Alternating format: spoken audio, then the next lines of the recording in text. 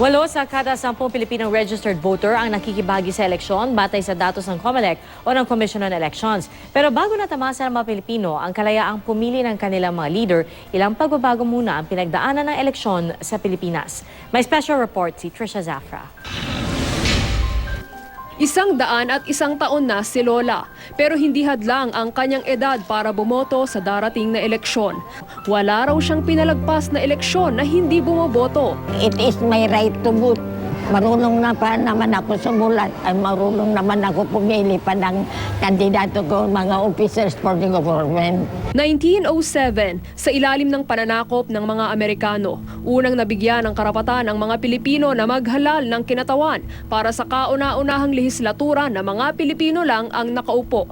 Pero wala pang 1% ng populasyon ang nakaboto. Tanging mga lalaki lang kasi na edukado at nagmamay-ari ng lupa ang pinayagang bumoto. Bahagi nung kanilang sinasabi na they will teach us the ways of democracy.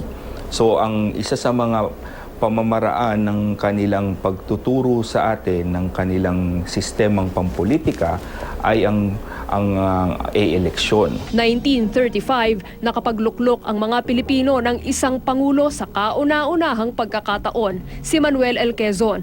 Pero muli, mga edukadong lalaki lang ang nabigyan ng karapatang bumoto.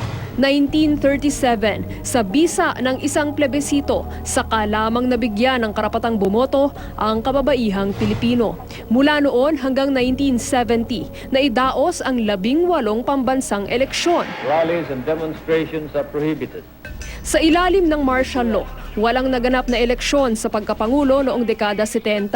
Pero isang pambansang eleksyon ang idinaos noong 1978 para mailuklok ang mga miyembro ng batasang pambansa na kapalit ng binuwag na Kongreso. Sa pamamagitan ng kauna-unahang people power sa EDSA, nagwakas ang diktadurya. At muling naibalik sa mga Pilipino ang karapatang maghalal ng Pangulo. Ngayon, kinikilala ang Pilipinas bilang pinakamatandang demokrasya sa Asya. 8 sa kada 10 Pilipinong registered voter nakikibahagi sa eleksyon, sa kabila ng mga hamon. Kahit na may problema tayo sa eleksyon, ito pa rin ang pinakamabuting paraan para tayo ay magkaroon ng lehitimong pamamahala. Voting is an expression of the individual's choice for who is going to lead him.